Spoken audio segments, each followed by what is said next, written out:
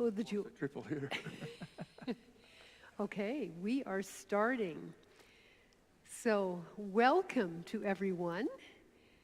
Tanis is just getting a couple of glasses of water for us. Thank you for coming to the last session of our Buddhist Christian study and our attempts to learn about meditation from both faith traditions. There are an increasing number of people who are watching online, so welcome to you as well. I've received a number of emails of regret in person, but they have said they're planning to watch it. So we are more than we appear here. So I wanted to start tonight with a thank you to, thank you. Thank you for the water. But thank you to Sensei Tanis Moore and Sensei Frederick Ulrich, who have been offering teachings throughout these sessions. I also want to thank Kyoko, sitting back there. She's the one who greeted you at the table. That's Fred's wife, and she's been part of the planning team, offering her wisdom.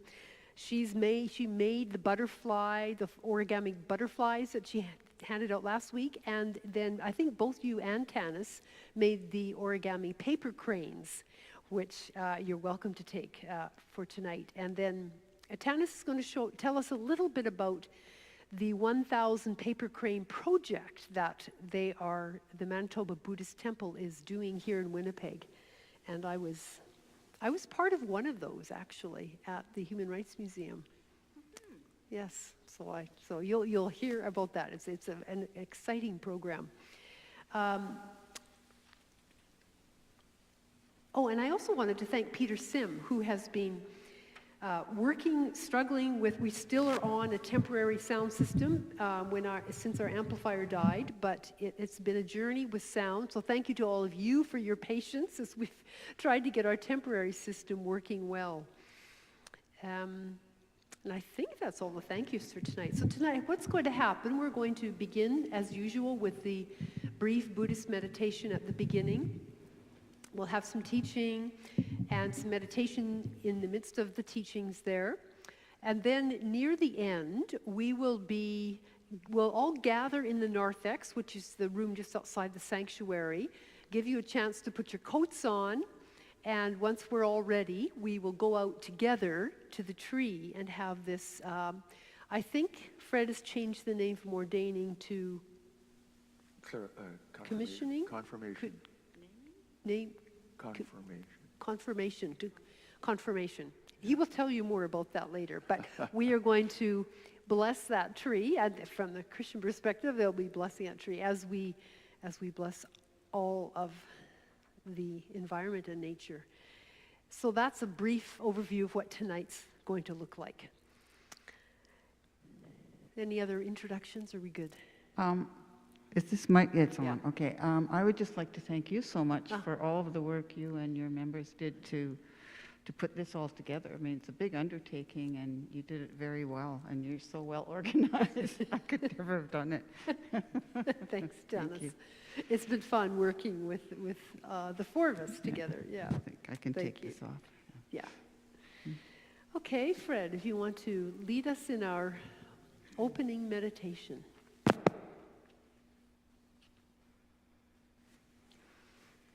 We are going to do a meditation that is basic for Soto Zen and also for the Quakers.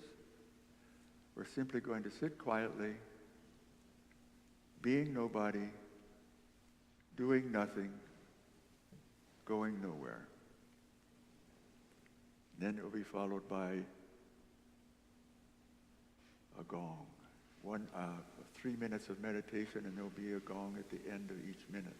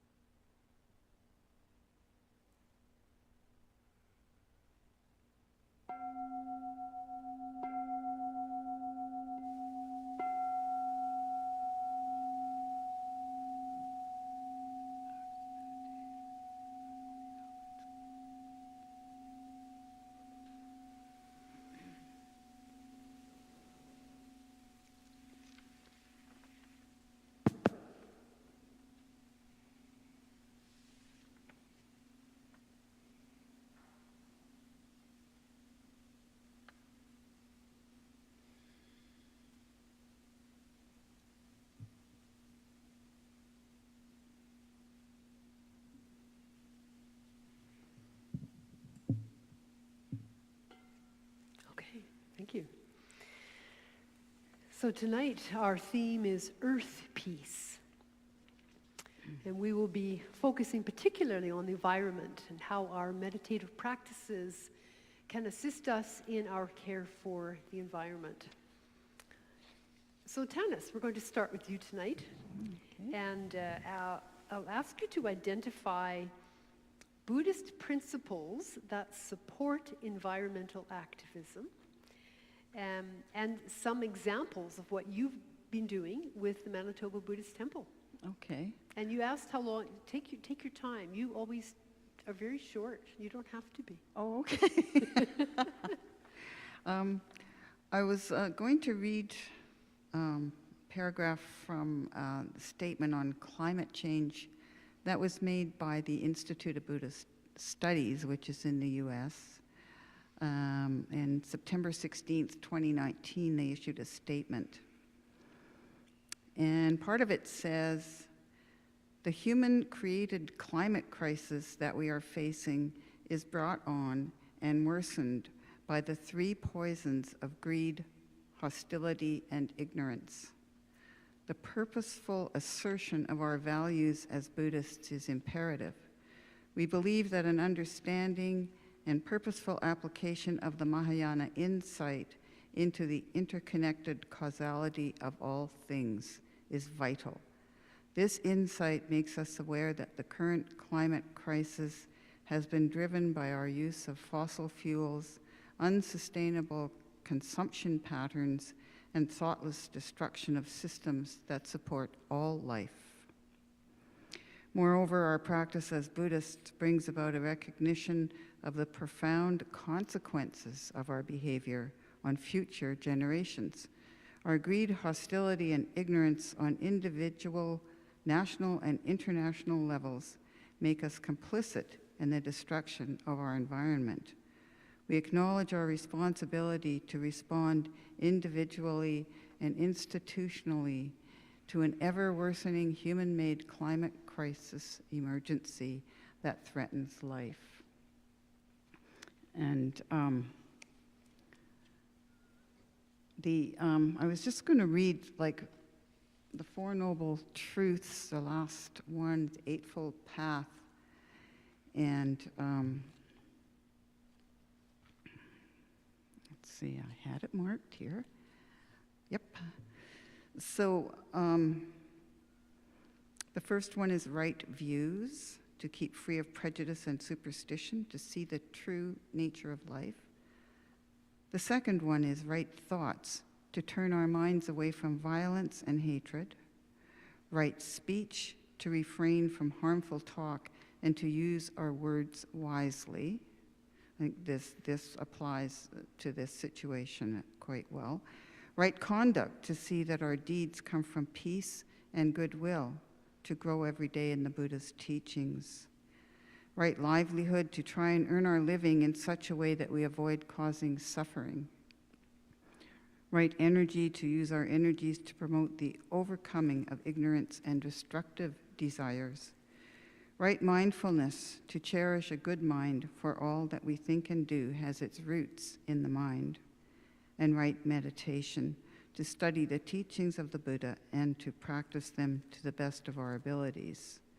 So you can see from those that being caring and working towards creating a better environment, a healthier environment, a safer environment for ourselves and for the generations to come is a very important part of our practices.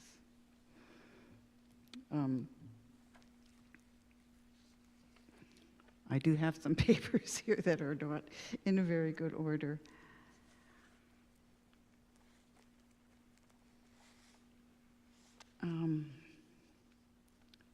So that I have been doing different things in the last number of years as a Buddhist sensei to try and support different actions that are helpful to these causes. And I had, okay, where is it? I'm very well organized. Okay, wrong page. So I had a talk earlier this year with Jeff Wilson, who is a sensei who lives in Hamilton. And he was interviewing me about some of the actions that I had done.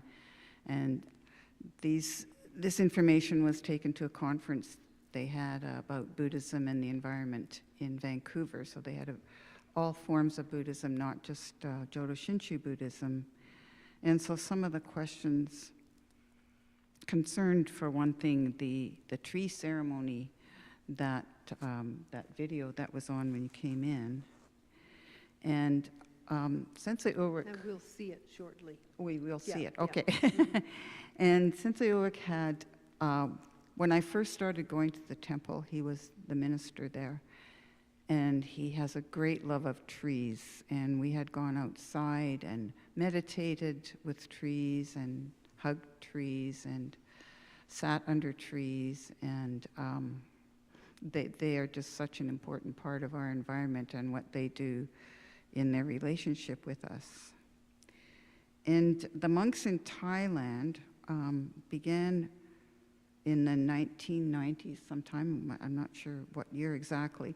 They began tying robes around trees to keep loggers from cutting them down. In other words, they made them Buddhists.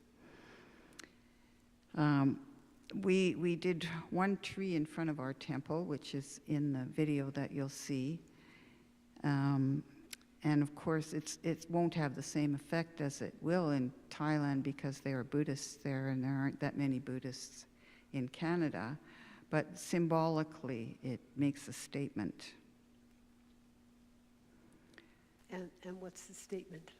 The statement is that trees are living beings equal to us. We're all the same. And since Sensei Fred is such a tree lover, we did this ceremony together. In front of our temple, we just picked a tree and wrapped a cloth around it, and it became a member of our temple. No, just a minute. Yes, and the importance of trees to the Buddha. Buddha was born under a tree. He meditated under a tree, and that's where he became enlightened and realized the truth that he shared with everyone. And he died under a tree, 2 trees, I think, between 2 trees. And he lived in the forest a great deal of the time and gave talks, Dharma talks, in amongst the forest. So it's very important. And also, the Buddha viewed the trees as feminine. I'm just going to look through my notes here a little bit more because it's too much to go into. Yeah, okay. And so, aside from that, there are other things that I have personally done to try and bring attention to things that I feel people should become aware of in various activities in multi-faith groups usually. We did some multi-faith activities for homeless people, for food for people, and there has recently been an ongoing one that I went to a workshop and made signs which said "Invest in Life," and then I stood outside of the particular bank that they felt was investing a great deal of money in oil, the pipeline. And I was very concerned about what's going on there in BC with the Wet'suwet'en pipeline. But I dropped out of that group because I felt that it was too invasive for me. They would go and stand inside and they would disrupt people from their lives.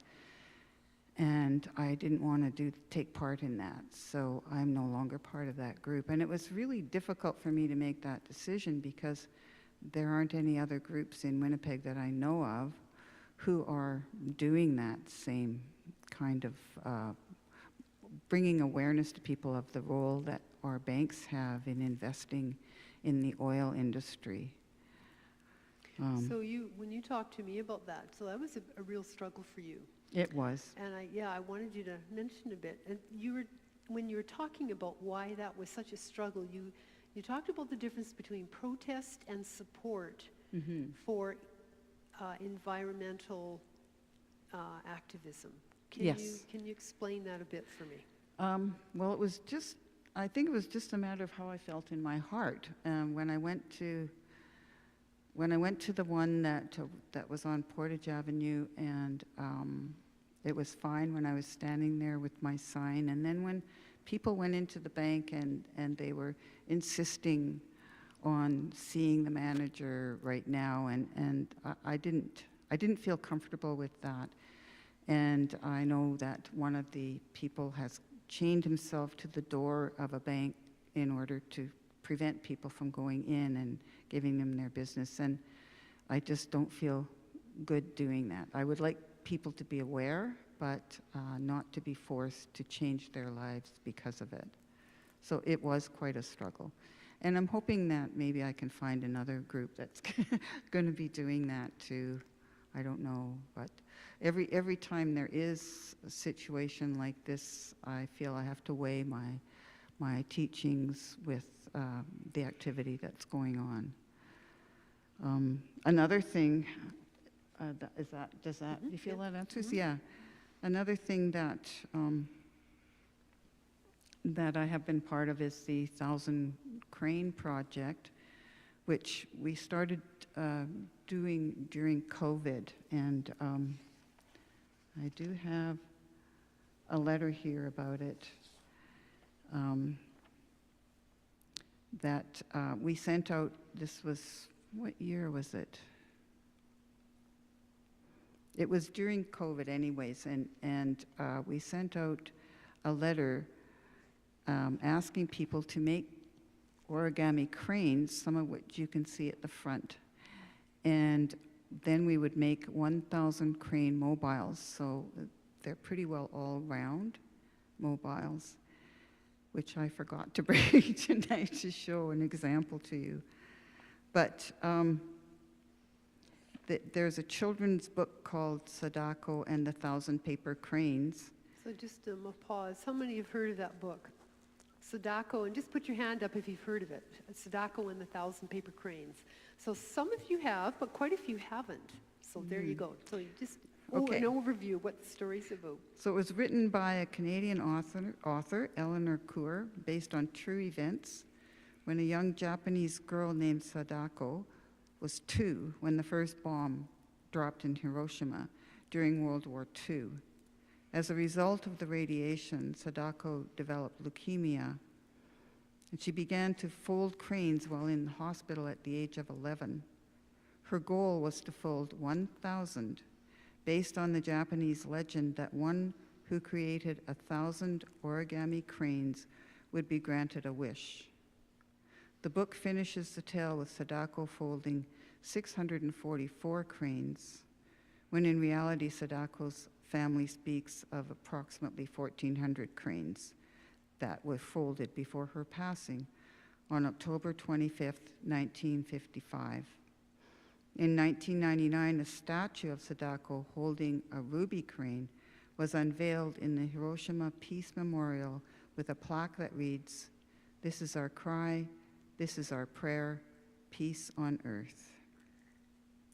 So there was an article that went into the Free Press, and there was also a TV interview about this.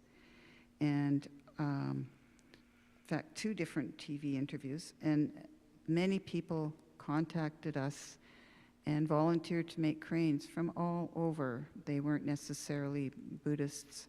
They didn't necessarily come to our temple. There was a Hindu family. There was one woman who got in touch with me who had folded cranes for a number of years and had them in a box and didn't know what to do with them, but it had been an activity she had done while she wasn't feeling too well.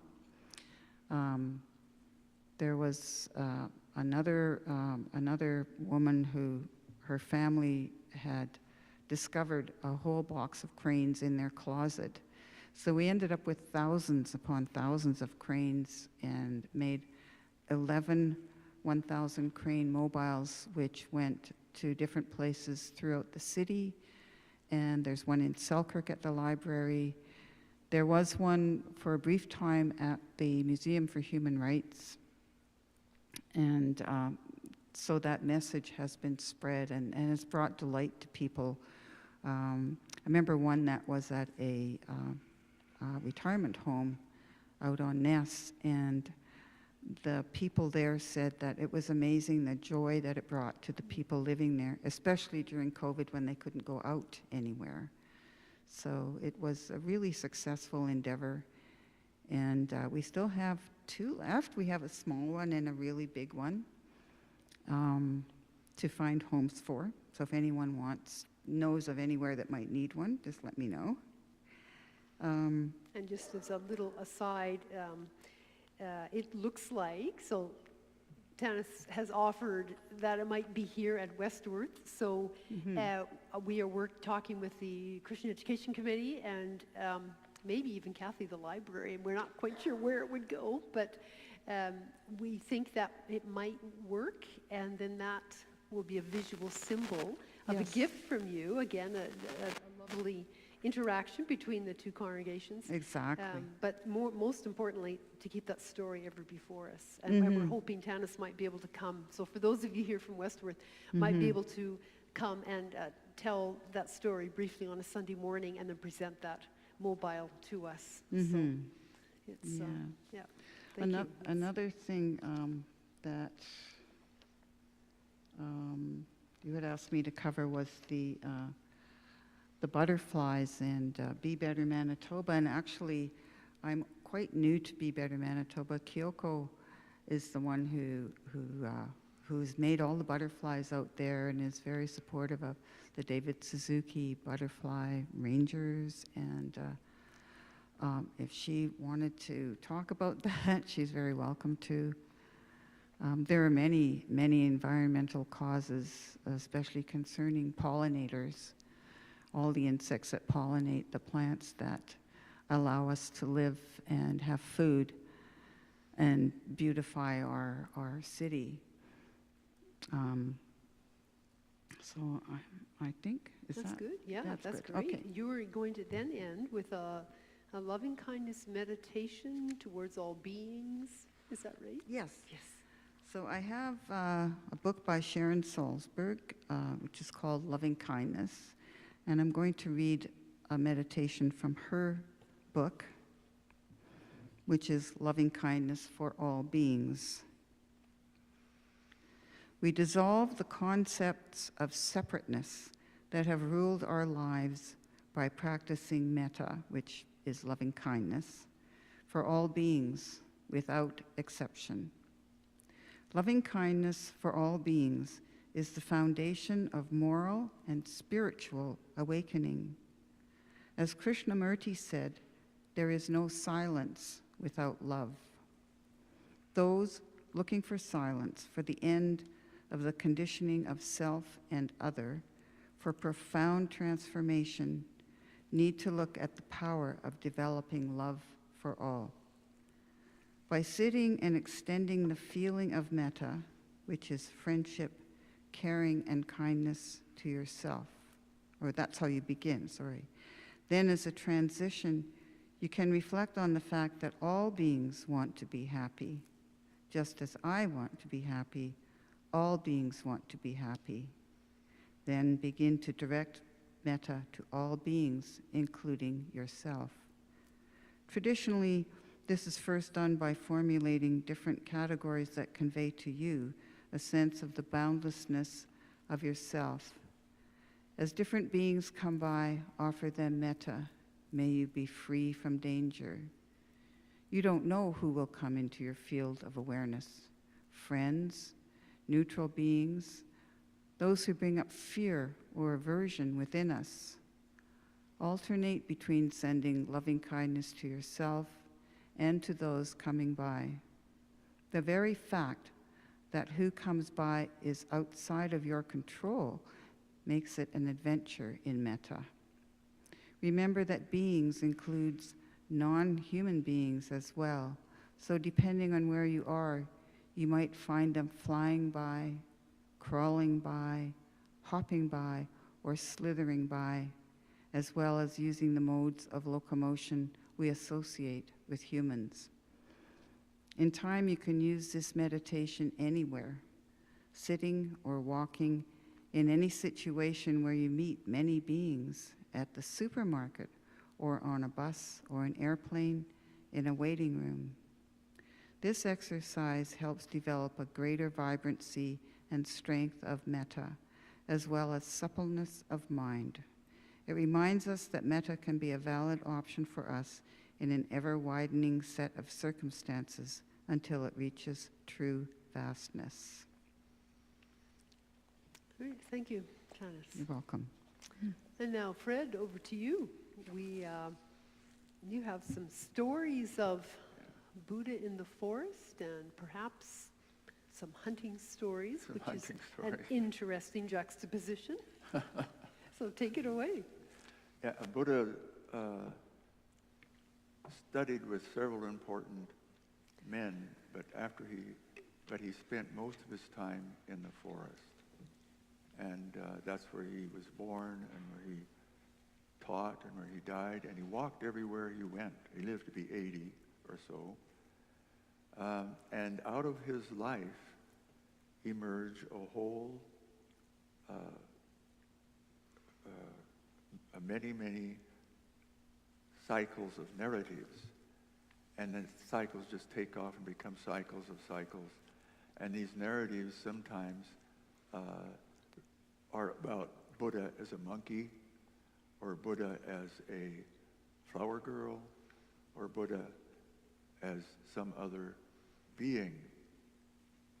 So now I'm going to tell you a story about Buddha who lived the life of a stag. And there was this great forest that the king owned, and he used it as a private hunting and entertainment forest. And as the years went by, the animals began to vanish, the insects vanished, and a great herd of deer were reduced to just 6 animals. So the stag of that herd met the king in the forest while he was hunting. And he said, "I think we should make a truce." And the king said, "What kind of a truce can you make with me?" And the Buddha explained to him about the disappearing animals and about there only being 6 deer left. And he said, "You know, if you would shoot less deer, you eventually would have a large herd of deer." And he said, "I promise you that each year a deer will present itself to you to be sacrificed for your New Year celebrations if you stop shooting the other deer." And the king bought it. He bought the logic, and he bought the deal. And sure enough, on the next hunting season, the king appeared in the forest and just waited. And the stag had a great rack, and his fur was rippling with muscles underneath of it, and he had confident, compassionate eyes. And the king said, "Okay, where's the deer that's going to sacrifice itself?" And the stag said, "Well, I am the first. I shall sacrifice myself for my people." And so it came about that they had a great feast and good meat at the New Year's festival. But as the king was eating the meat, he stopped. And he wondered, how many times have I eaten meat and never thought of the fact that it goes into my body and becomes part of me so that I can move around and think. And what about this great being that has just died for us? And he was filled with gratitude. And he promised to be a good king to his people, just as a stag was a good self-sacrificing leader. And he was good to his promise. Story number 2. Story number 2 is about a big snake. His name was Musalinda, related to our word, a word in English, mucus. Not very pleasant. He was a large snake, Musalinda, and he loved to take dirt baths. And he would settle down in the hot dirt along the side of the road and roll over and just sun himself. But one day he heard footsteps, and he said, "Oh no, a human. Is it going to be stone or sticks or stones?" And he looked up, and there was this bald guy dressed up in an orange robe. And then this strange-looking guy stepped over the stake gently and went on his way. And Musalinda just couldn't understand it. It never happened like that before. He said, "It must be one of the crazy ones, or maybe a foreigner." So within a few days, the earth began to rumble. And he opened his eyes and crawled out of his dust bath, and he saw animals running across the landscape. The bigger animals first, then the medium animals, and then all the slippery, slimy, wiggly creatures were falling behind, and everybody's going in the same place. So Musalinda caught up with the rabbits, and he said, "What's going on?" And the rabbit said, "You're not going to eat me, are you?" He says, "No, I just want to know where everybody's going." And the rabbit said, "We're all going to see Siddhartha. Siddhartha will become a Buddha today, a fully enlightened Buddha. And we haven't had a Buddha on earth for 400 or 500 years, and we think we really need him. So we all want to watch him be successful." And Musalinda thought, "Well, I'll take a look." So he goes along with the rabbits, and they work their way up to the front of the crowd, and there for sure was that crazy guy, bald-headed guy with an orange robe, sitting cross-legged, hands in his lap, and with a calm look on his face. And then everyone gasped. A black cloud was coming over the landscape, and a light drizzle was falling. And they were afraid that it would disturb the Buddha's meditation, or the future Buddha's meditation, and not reach his goal. So Musalinda said to the rabbit, "What's going on?" He says, "Everybody's afraid. Those drops might bother him. They might drop on his eyelids, on his face." And Musalinda said, "Why don't you do something about it?" He said, "Because I'm only a rabbit." So Musalinda said, "Do I have to do everything?" And he climbed up the back of the Buddha, inflated his big head, and kept the rain from falling on the Buddha's face. And surely, within an hour, he's got 4 names, so I'm trying to sort that out. Siddhartha became a fully enlightened Buddha. Musalinda said, "Well, I guess I'm done here now." So he slithered back to his dirt bath. And a few days later, he was still soaking in the bath in the warm sun and having a great time and having deep, deep naps. And he heard the footprints of a human. And he said, "Oh no, a human, not again. Perhaps it'll just be a stick this time." But the human stopped, and he looked up, and it was the Buddha smiling down at him. And the Buddha said, "You know, Musalinda, you too can I predict that you will become a Buddha. And Musalinda said, not me, I'm an ugly snake. I stink, and I shed my skin once a year, and I don't have any arms or legs, and I bring my time in dust. And the Buddha stood up and said, even so, Musalinda, even so, and stepped over the snake and walked quietly away.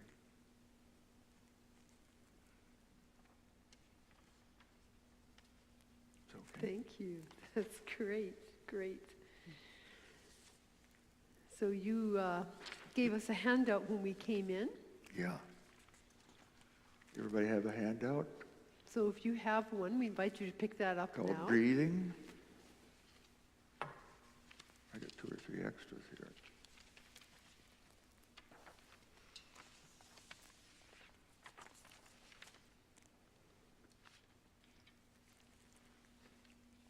No. Oh, which one? Oh, gee, yeah. I don't know who's. I think we're drinking out of the same glass. All right. Is it this one? Yeah. There must be We some will read Buddhist this teaching there. together, and then we'll finish with a recitation that I'll lead you in.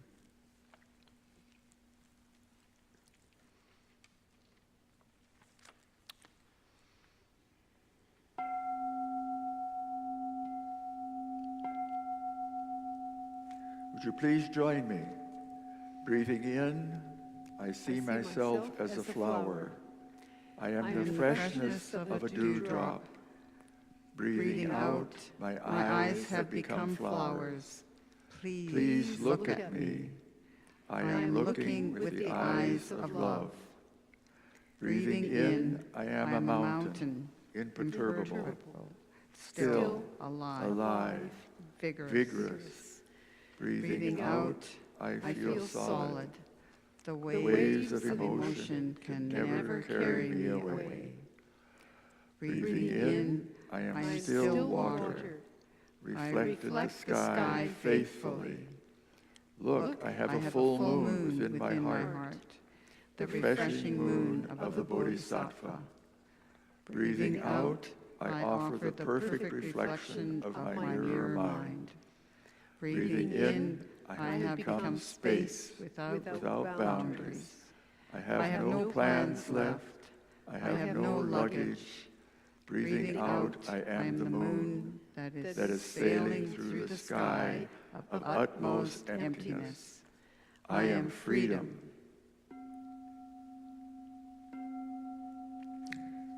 Would you recite after me?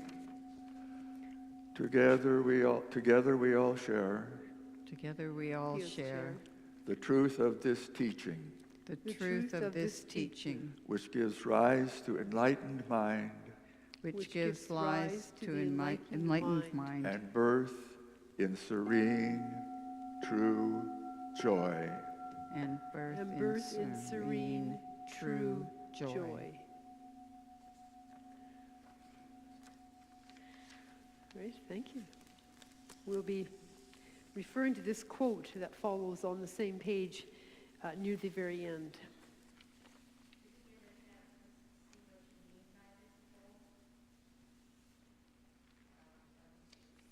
What does she want?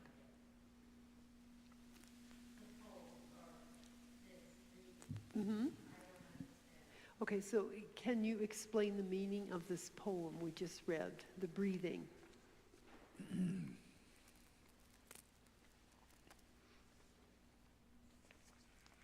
I think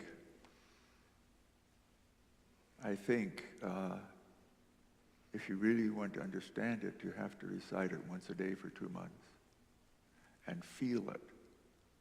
It's not an intellectual problem. It's a feeling and experiential event. All right, so I met a man one time in a bookstore who was getting a PhD on a Buddhist book, a very thick book that still used, it's 1,000 years old or so, but it's still used as a meditation guidance in a lot of temples. And he was doing it just for a PhD, and it meant nothing to him. Right? And that's possible. You can sit and listen to a Dharma talk or read something like this, and it just means nothing to you. But that's okay, because in the end, it has to be an experience. And the experience of the one that is is I find good is I have become space without boundaries. I have no plans left. I have no luggage. Breathing out, I am the moon that is sailing through a sky of utmost emptiness. I am freedom. Okay, that means something to me because I'm at the age where I'm having to give things up. You know, and when we moved from our manse to an apartment, I had to get rid of maybe 400 books.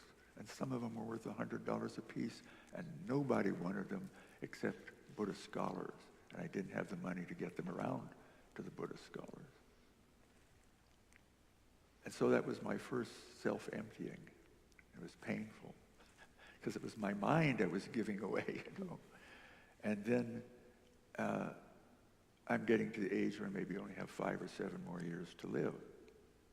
So this means something to me.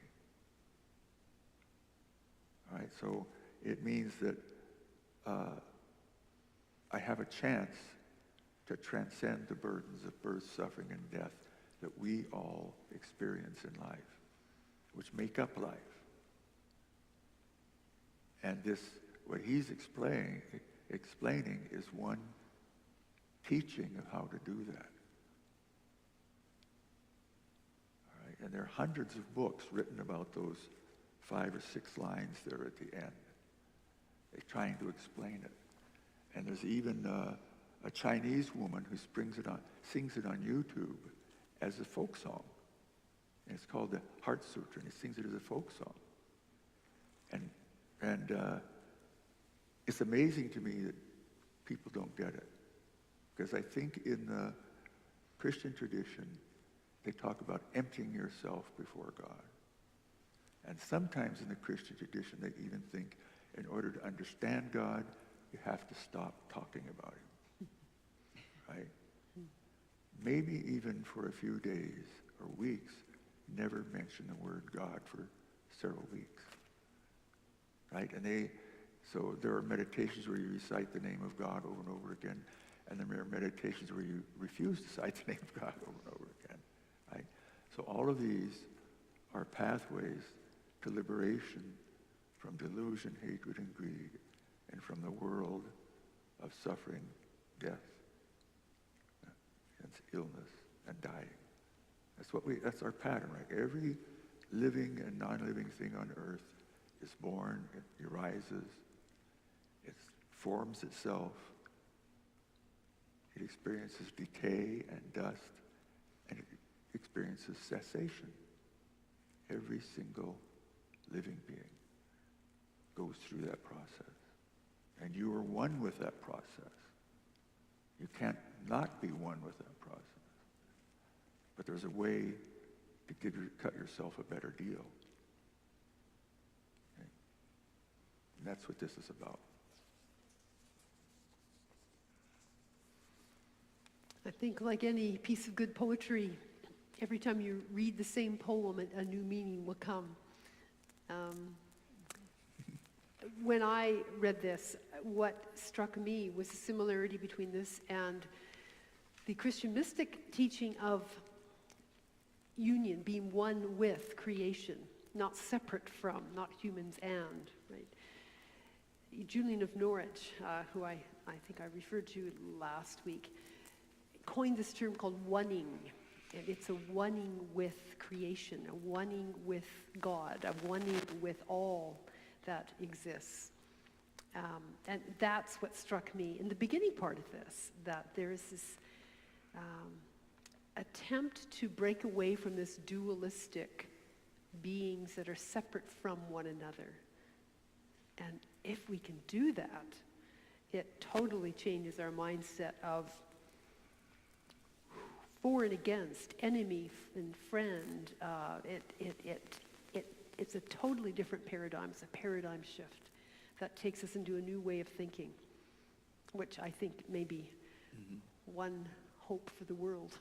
Yeah. Yeah. And I think there was a great turn in human thought when someone taught that the spiritual is superior to the physical. I thought that was a great mistake. Then I'll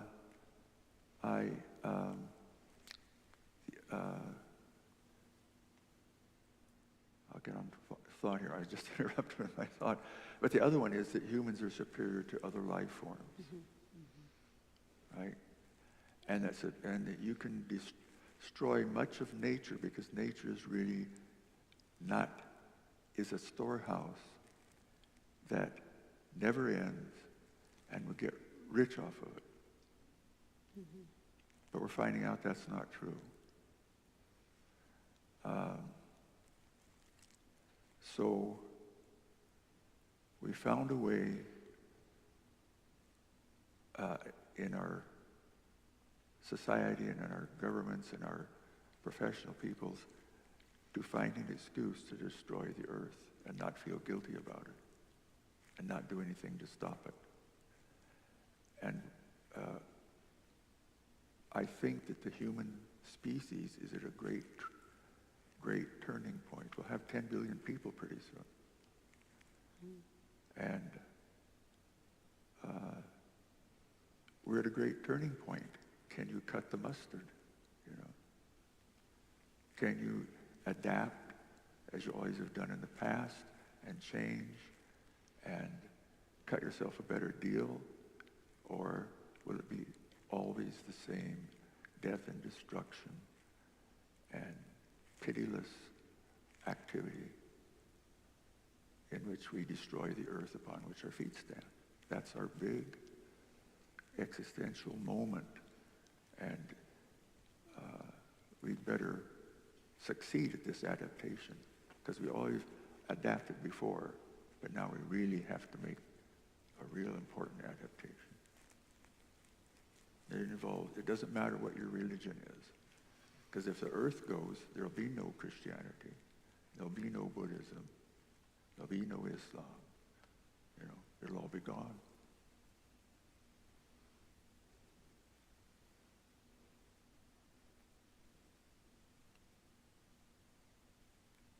I'm done. You're done? Okay. That's great. So I'm going to introduce you to another mystic, Christian mystic. And her name is Hildegard of Bingen. She is well known for many things. She was an incredible woman.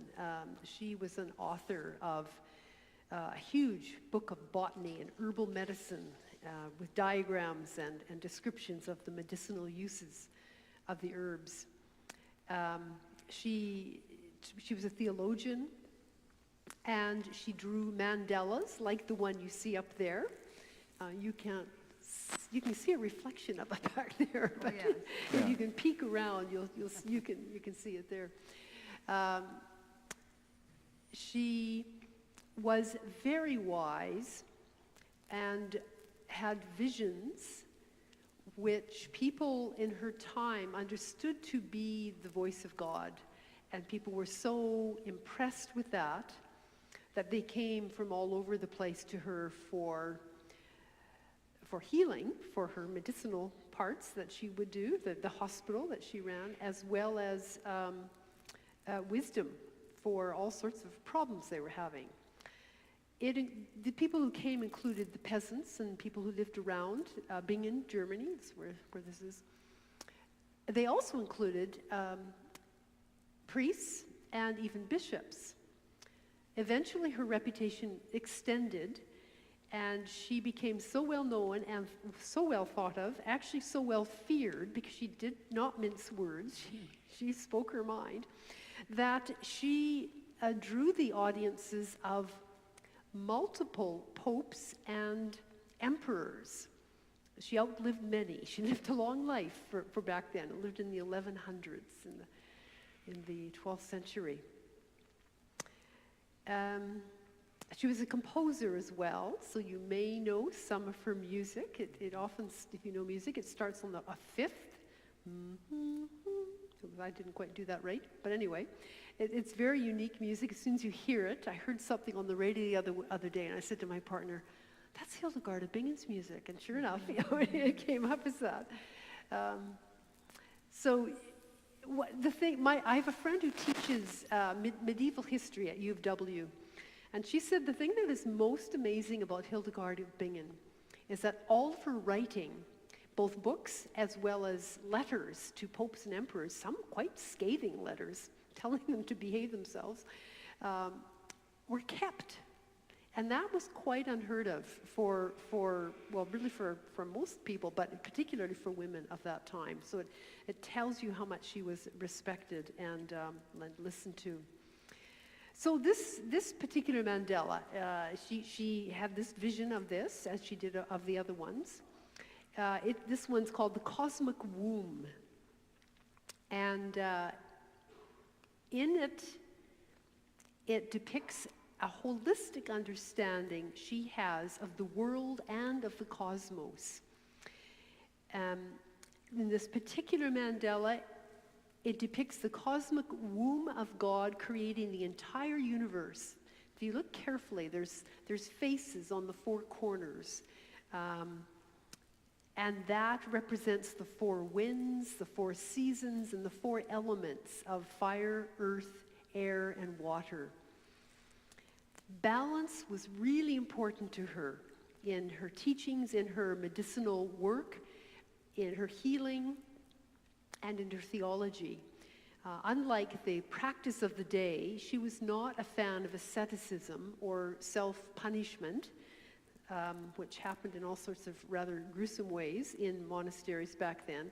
She spoke quite firmly against that. She said, you need a balance in life of everything, a balance of feasting and fasting, a balance of rest and work, a balance of food and drink. I mean, it goes on and on. She treated each patient that came to her not according to their ailment, but also according to their personality, their temperament, and their overall health. Each person who came to her needed to find the right balance in their own personal life in order to, and that balance included their body type. It also included the season of the year that they were in. So all of that she put together to try to help the person. She was guided by the balance in nature. And through a close study of the plants and the seasons, she believed that God's greening energy flowed through all of creation, replenishing and renewing. She called this greening power viriditas, which is a Latin word that she coined to describe this infusion of energy and life that she said came from God. The better people could find the right balance in food and drink and herbal infusions and activity and sleep, the better that they could allow God's viriditas to flow through them. Now, illness for her was an indication that they were out of balance and had blocked the flow of viriditas.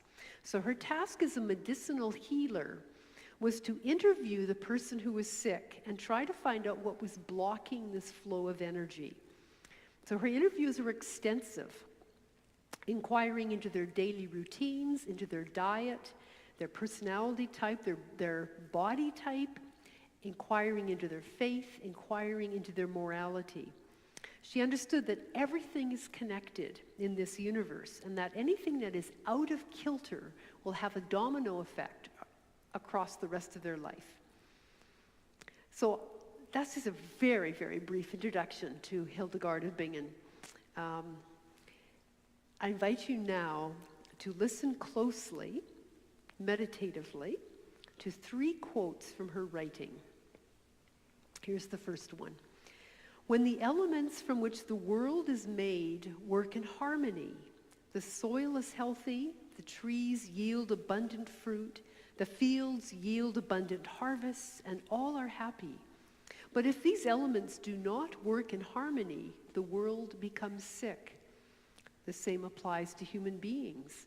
If the elements from which humans are made work in harmony, the body and the mind are healthy.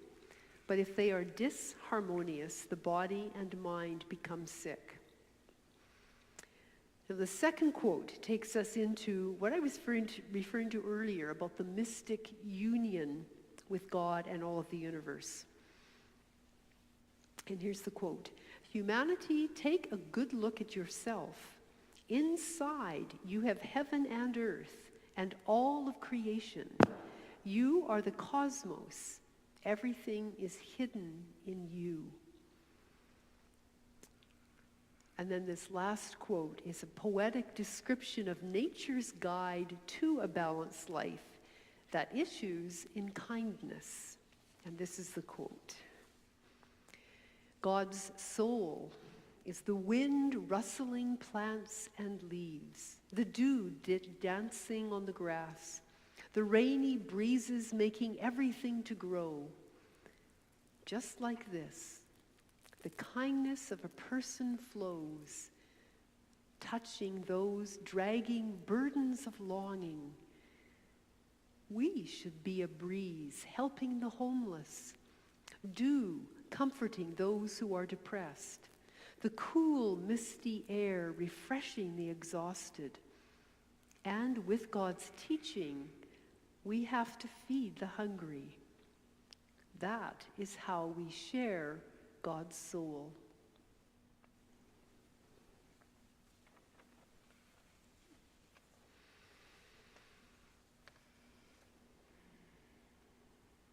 What's next? So we just invite a few moments of reflection on that. Okay.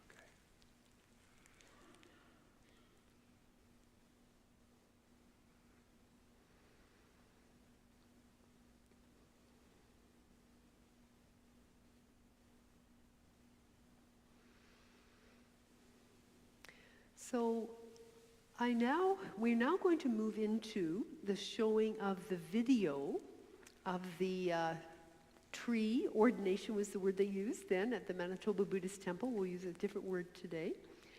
And as soon as we finish watching that video, Tanis is going to explain about walking meditation. So we'll move into the narthex at that point, get your coats, and then we will meditatively walk out to the tree and have a very brief ceremony out there.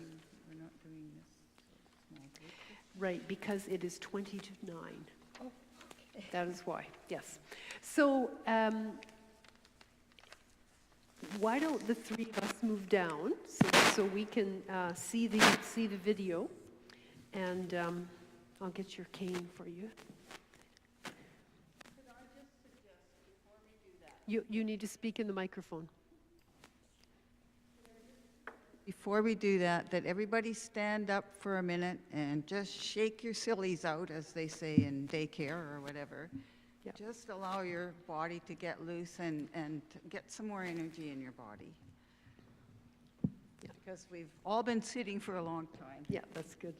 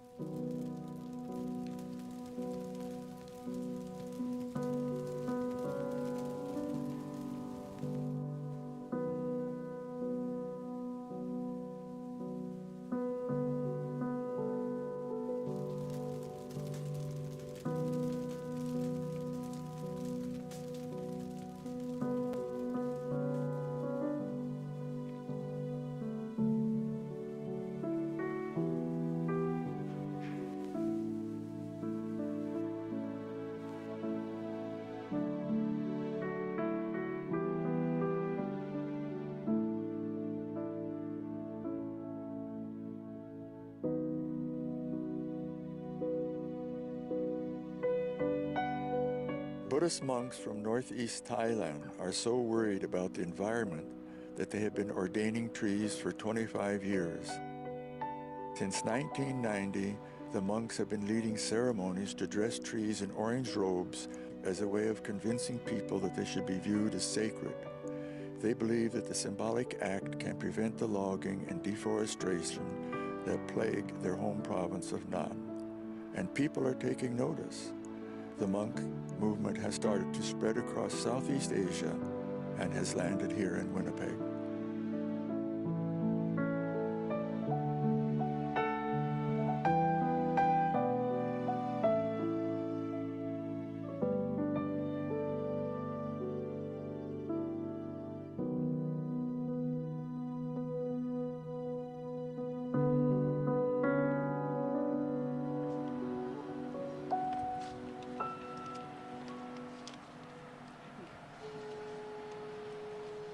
Buddham saranam gacchami, Dhammam saranam gacchami, Sangham saranam gacchami. Thank you for the helpers that put this yellow robe around the tree.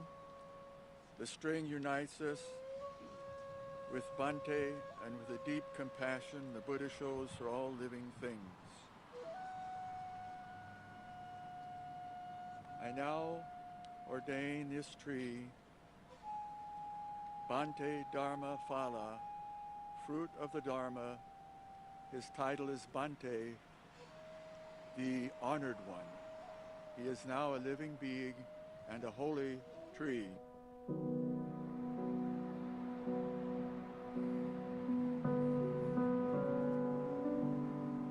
Touching the earth, we gently caress you, our planet and home.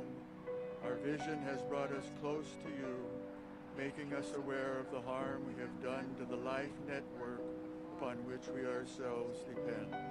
We are reminded that we have poisoned your air, your land and your water. We have filled you with the bones from war and want.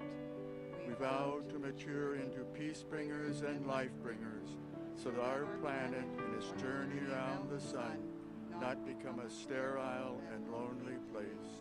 May this prayer and its path last forever. Namo Amida Butsu.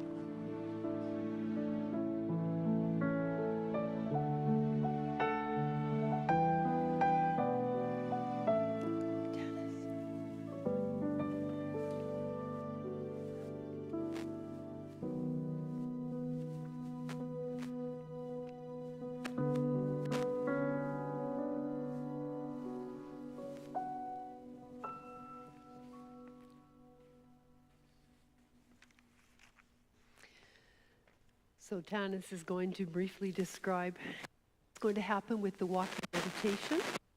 And then